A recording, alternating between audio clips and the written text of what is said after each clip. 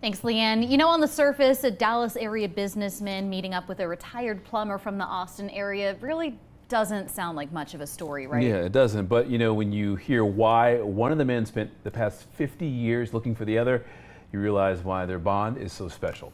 Our Brian Bowes shares their incredible story.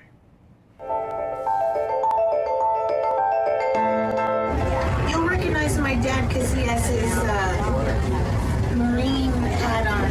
It took something pretty special to break Felipe Gutierrez from his usual Saturday morning routine.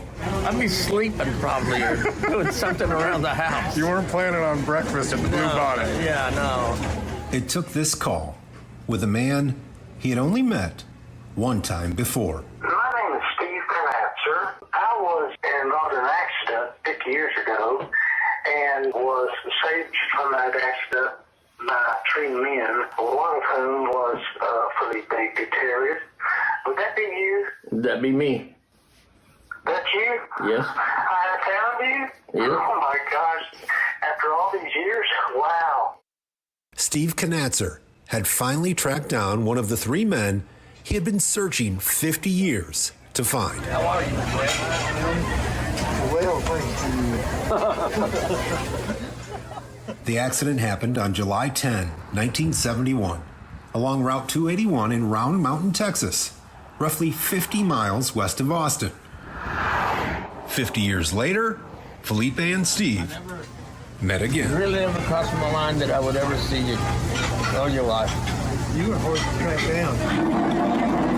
After a half century, memories of the crash have become cloudy. I couldn't get out. Yeah. Somebody helped me get out of that car. It wasn't us. But the scars are clear as day. All this is burned.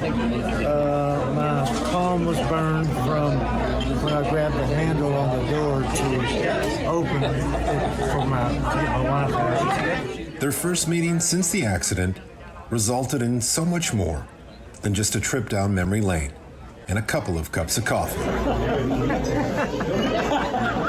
And it didn't end when breakfast was over. Happened right there.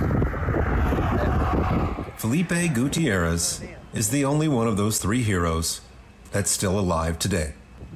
And as much as he doesn't like to use that term, that's exactly what he is. I just always knew my dad was a hero. So to me, he was my hero. But then I found out he was somebody else's hero before me. People should know this story. Now, thanks to Steve Knapser, people will know the story, know what happened right here, and know how one man's selflessness helped save two lives and forge a friendship that will last forever. We are brothers. Thank you. Thank you.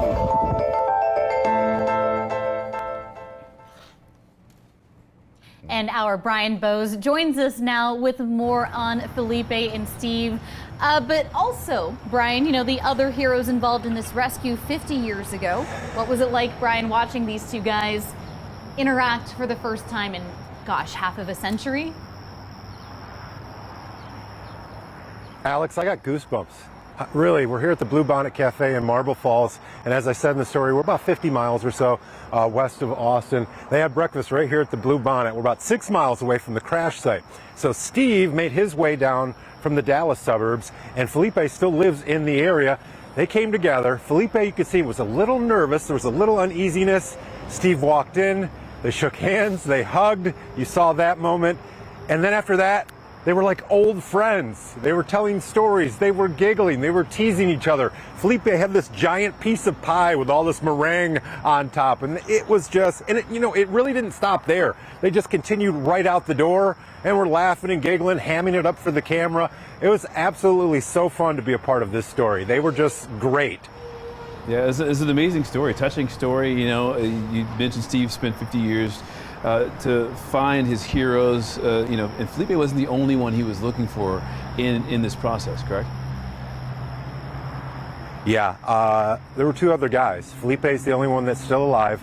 We found out since the story aired, Edward Hetzko was a third man. Now, neither Felipe or his friend, Jay Slaughter, knew the third man. So Felipe and Jay were together in one car, and Jay, Felipe's friend, passed away 2 years ago from cancer. Now here in town, or just close to town, is a place called Slaughter Mountain that people know about, and that's where Jay is laid to rest. Now, Jay's nephews were able to make it to the meeting here at the Blue Bonnet, and then afterwards we hopped in the car and made it over to the family cemetery because Steve wanted to go. In fact, he'd been looking for Jay for so long, and he'd been looking for the gravesite as well to say thanks. He just wanted to go and see the headstone and realize that this was one of those three men that pulled him and his then wife from a burning car and literally saved their lives. I mean, unbelievably touching story, and it's important for Steve and for Felipe. I've talked to them since I put this story together that I mentioned Jay, that I get Jay's name out there because he was a hero in his own right as well.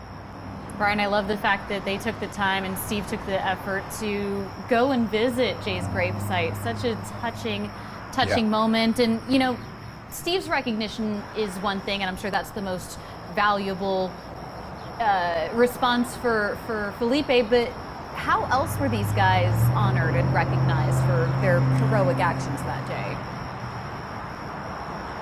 Well, right after the accident, state troopers arrived, of course, emergency crews arrived, and they looked at those guys and they said, "You're heroes." Well, they ended up putting in for all three gentlemen, and they were awarded what's known as the Carnegie Award. Now, that is North America's, so it's United States and Canada, the highest honor for civilian heroism.